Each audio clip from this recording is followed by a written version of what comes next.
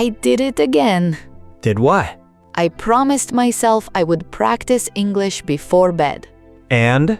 I picked up my phone for 1 minute. 1 minute? That was the plan. But it was not 1 minute. No, it became 40 minutes, maybe more. I do not even know. What were you doing? Nothing important. That is the worst part. I opened one app, then another app, then another one. I checked messages I did not need to check. I watched short videos I did not really care about. And after a while, I was not even enjoying it. You were just scrolling. Yes, just moving my finger like my brain had left the room. And after that? I looked at the time. I felt guilty. Then I closed my phone and said, "Tomorrow I will be serious." You have said that before. Too many times. So maybe the real problem is not the phone. What do you mean? Maybe the phone is only the place your stress goes. That sentence hurt a little. Because it sounds true? Yes, I thought I was avoiding English because I was lazy, but maybe I was avoiding the feeling English gives me. What feeling? Pressure, fear, the feeling that I am behind, the feeling that I should already be better. That's important. It is strange because I want to improve my English, I really do, but sometimes when I open a lesson, I feel tired before I even start. Tired from English? Not exactly. Tired from the pressure around English. That makes sense. Then my phone feels easy. No pressure, no mistakes, no grammar, no one judging me. So the phone gives you escape. Yes, but then the escape becomes another problem. That's how many bad habits work. They help for a moment, then hurt later. Exactly. So today, please do not tell me, just be disciplined. I wasn't going to. Good, because I am tired of that advice. Me too. Really? Yes, just be disciplined sounds simple, but it doesn't explain why the habit feels so strong in the moment. That is what I want to understand. Then let's talk about that, not in a harsh way, in a clear way. Good, because I do not want to hate myself into better English. You shouldn't have to. So, where do we start? We start with this. A bad habit is not always a sign that you're weak. Sometimes it's a sign that something inside you wants comfort. Comfort. Yes, or escape, or relief, or safety. So, my habit is not just bad Sarah doing bad things. No, it's a pattern, and patterns can be understood. And changed? Yes, but first, understood. Okay, I am listening. Let me ask you something, Sara. Okay, when you picked up your phone, what were you feeling before that? Before? Yes, not after. Before. I do not know. I was sitting on my bed, my English lesson was open, I had my notebook beside me, and I remember looking at the first sentence and thinking, I do not want to do this right now. That is a clue. A clue? Yes, a clue means a small piece of information that helps you understand something. So that thought was a clue. Exactly. I do not want to do this right now is not random. It tells us something. Maybe I was tired. Maybe. Maybe I was afraid the lesson would feel hard. Maybe. Maybe I did not want to feel disappointed in myself. That sounds very possible. So the phone was not the beginning. Right, the phone was the visible part. Visible part? The part we can see, but many habits have an underlying reason. Underlying. Underlying means hidden beneath the surface. Like roots under a tree. Exactly. You can see the tree, but the roots are under the ground. Still, the roots feed the tree. So the habit is the tree and the underlying reason is the root. Perfect. So when I scroll instead of practicing English, the scrolling is the tree. Yes. And the root might be fear, tiredness, pressure, or stress. Exactly. That makes the habit feel less stupid. Because it is not stupid, it's trying to do something for you. What is it trying to do? Maybe it is trying to protect you from discomfort. Discomfort. Discomfort means an uncomfortable feeling.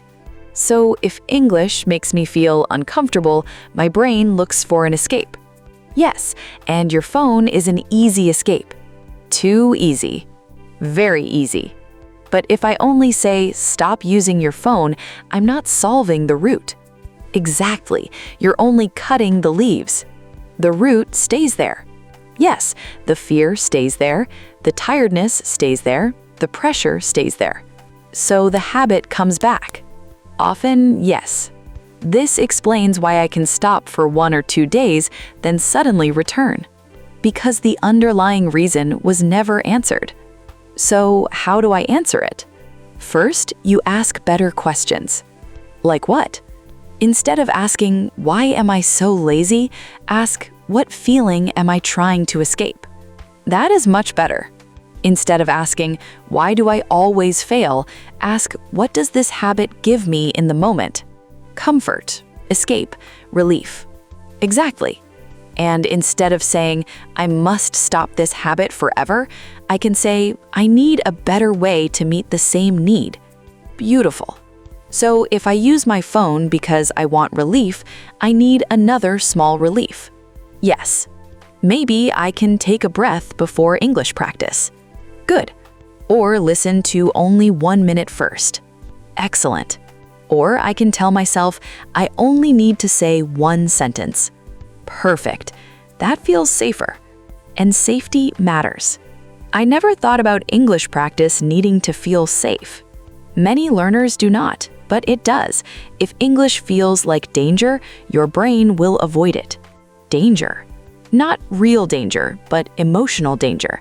The danger of embarrassment, the danger of mistakes, the danger of feeling behind. Yes, that's exactly it. So the habit is not only the problem, the habit is information. The habit is information. Yes, it's telling you something feels uncomfortable here. And instead of shouting at myself, I should listen.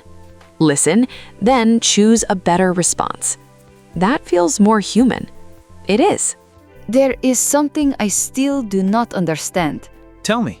Sometimes the habit happens so fast, I do not feel like I chose it. Yes, that is very common. Like yesterday, I was not thinking, now I will avoid English for 40 minutes. I just touched my phone and suddenly I was gone. Gone into the scroll. Exactly. It was like falling through a trap door. That is a good image. A bad image for my life, but a good image. The reason it feels fast is because there is a habit loop. Habit loop. A habit loop is the pattern around a habit. It usually has a trigger, an urge, an action, and a reward. Slowly, please. Of course. First, the trigger. The trigger starts the habit. Yes, the trigger can be a place, a feeling, a time, or a situation. So my trigger might be sitting on my bed with my English notebook. Maybe, or feeling pressure before studying. Then comes the urge. Yes, the urge is the strong feeling that pulls you toward the habit. Like the feeling of, I need to check my phone. Exactly. Then comes the action. Yes, you open the phone. And the reward? The reward is the feeling you get after the action. But I did not feel happy. A reward is not always happiness. Sometimes the reward is relief. Relief from pressure. Exactly. Your brain says, good, we escaped the uncomfortable thing. That is why it repeats the habit. Yes. So my brain is learning when English feels uncomfortable, escape to the phone. Right. That is not good. No, but now you can see the pattern. And when I see the pattern, I can change it. Exactly. But where do I change it? In the tiny moment between the urge and the action.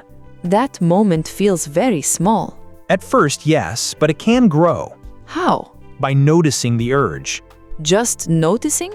Yes, when you feel the pull, say, this is an urge. That sounds too easy. It is simple, but not always easy. So if I want to grab my phone, I pause and say, "This is an urge." Yes. And then? Then take one breath. One breath. Yes, you're not trying to become a completely new person in that moment. You're just creating space. Space between the feeling and the action. Exactly. And in that space, I can choose. Yes, even a small choice. Like what? Before you open the app, say one English sentence. One sentence? Yes, for example, I feel an urge to check my phone. That's actually English practice. Exactly. You turn the urge into practice. Wait, that's clever. It's very useful. So instead of pretending the urge is not there, I describe it in English. Yes, you can say, I feel nervous. I want to escape. I will practice for 1 minute first.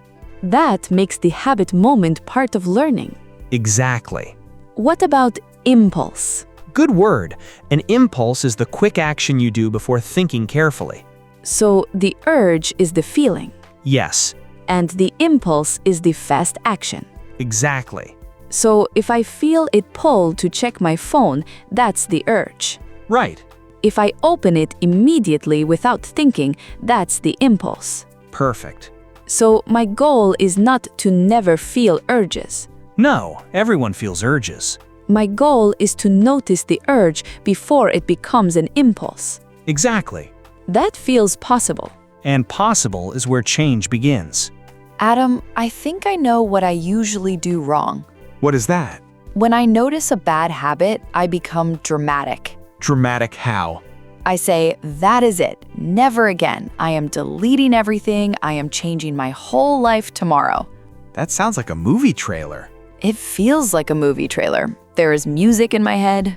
And does it work? For maybe one day, sometimes less. Because dramatic change often creates resistance. Resistance. Resistance means inner pushback. It is the feeling of, I do not want this, when change feels too strict, too sudden, or too heavy. So when I say I will never scroll again, my brain pushes back? Yes, your brain says, wait, that habit gave us comfort. Why are you taking it away suddenly? My brain is very attached to comfort. Most brains are. So if I remove the habit by force, the need is still there. Exactly. The stress is still there, the fear is still there, the tiredness is still there. Yes, and if you do not give your brain another way to handle those feelings, the old habit comes back. Sometimes stronger. Exactly. That happens with food too.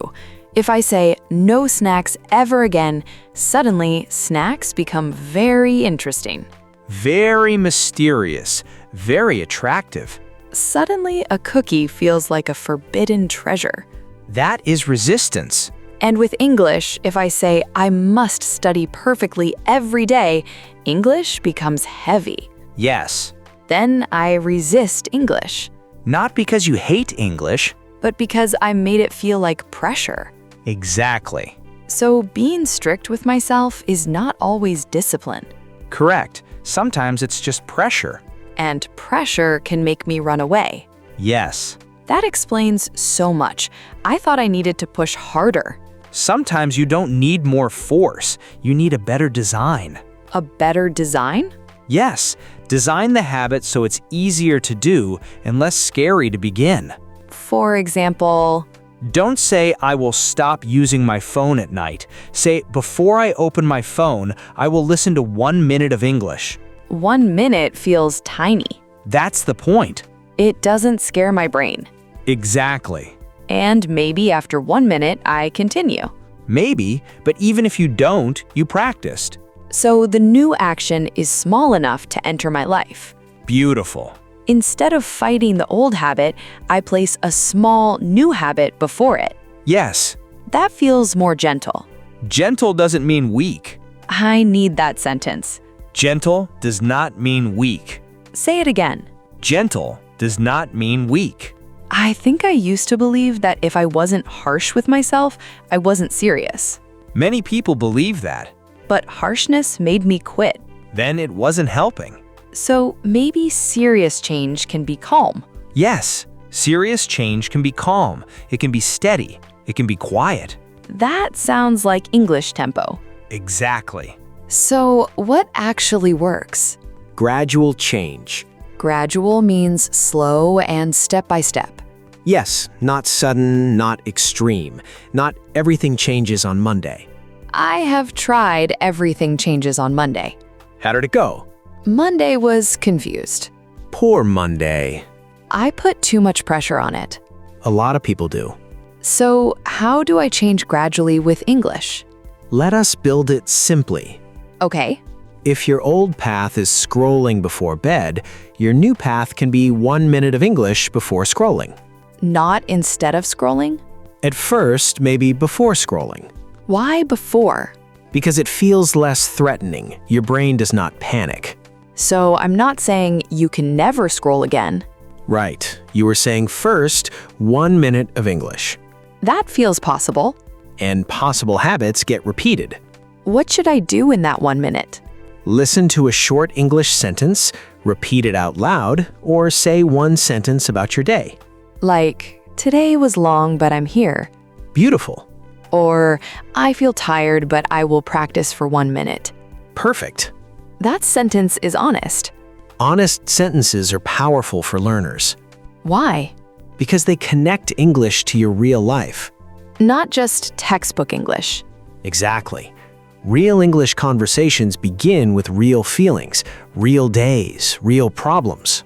So, my English practice can be about my life. It should be. That makes it feel less boring. Yes, if English only feels like exercises, you may avoid it. But if English helps you express your real life, it becomes more meaningful. I like that. Now, imagine a forest. A forest? Yes, your old habit is like a smooth path in the forest. You've walked there many times. The phone path. Yes, the phone path. Easy, smooth, familiar. Very familiar. The new path is like a new trees through the trees. At first, it is not smooth. It feels strange. Because I haven't walked there much. Exactly. But each time you practice English for 1 minute, you walk the new path again. And the path becomes clearer. Yes. So, one sentence is not nothing. Now, one sentence is one step on the new path. 5 minutes of listening is one step.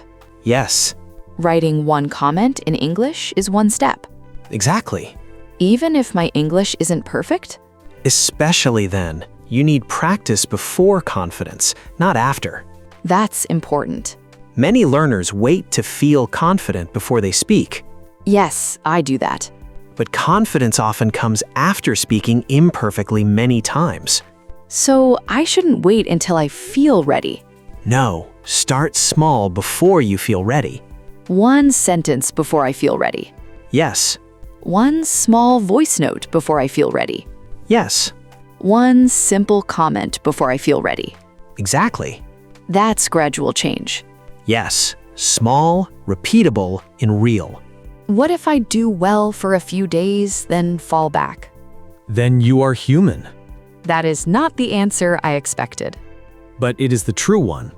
because I always fall back at some point. Most people do. And when it happens, I feel terrible. What do you tell yourself?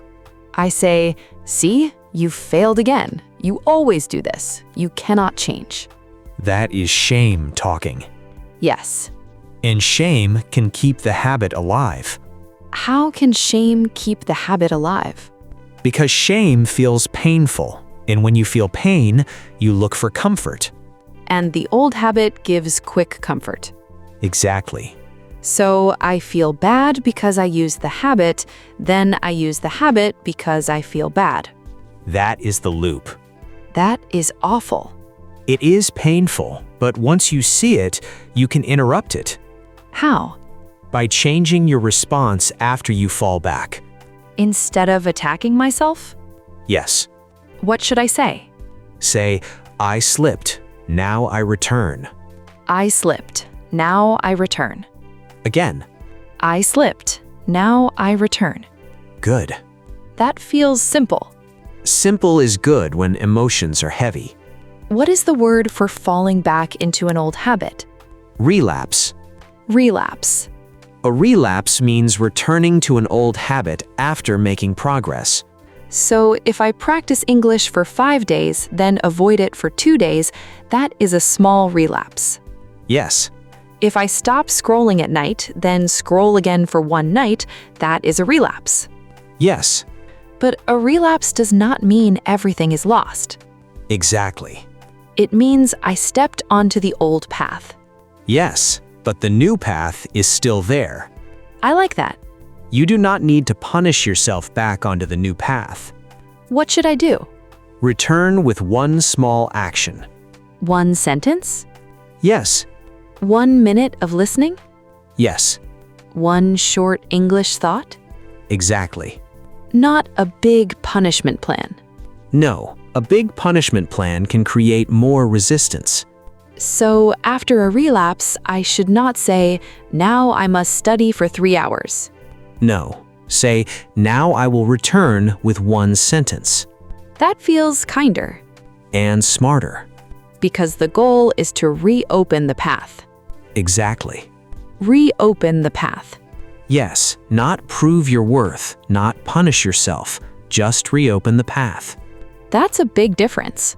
It is. So falling back is not the end. No, the end only happens when you decide not to return. Then I will return. Good. I think I understand the habit now, but I still have a problem. What is it? The way I talk to myself. That matters a lot. When I make a mistake in English, I become so cruel inside my head. What do you say? I say, that was stupid. Why did you say it like that? You should be better by now. Other people are improving faster than you. Would you say that to a friend? No, never. Then why does Sara deserve it? She does not. No, she does not. But I think I believed being harsh would help me improve. Many people believe that, but harshness often creates fear. And fear makes me avoid English. Exactly. So I need a different voice. Yes, you need compassion. Compassion. Compassion means kindness and understanding towards someone who is struggling, Including myself. including yourself. But is compassion the same as making excuses? No, compassion is not saying, I do not need to improve. Compassion is saying, I can improve without attacking myself. That is beautiful. A coach needs a coach, not a whip. A coach, not a whip.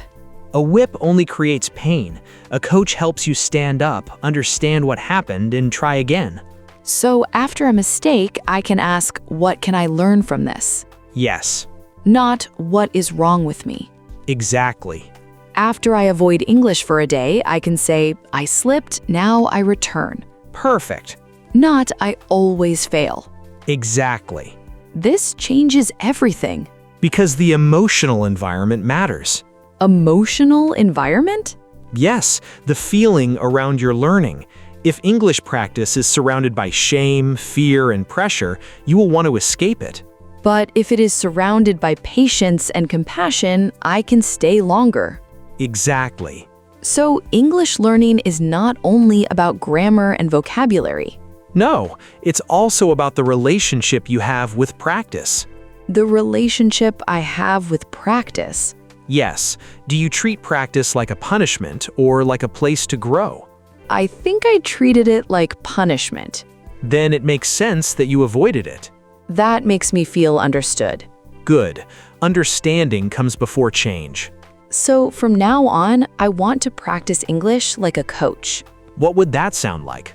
It would sound like this. That sentence was not perfect, but I tried. Now I can improve it. Excellent.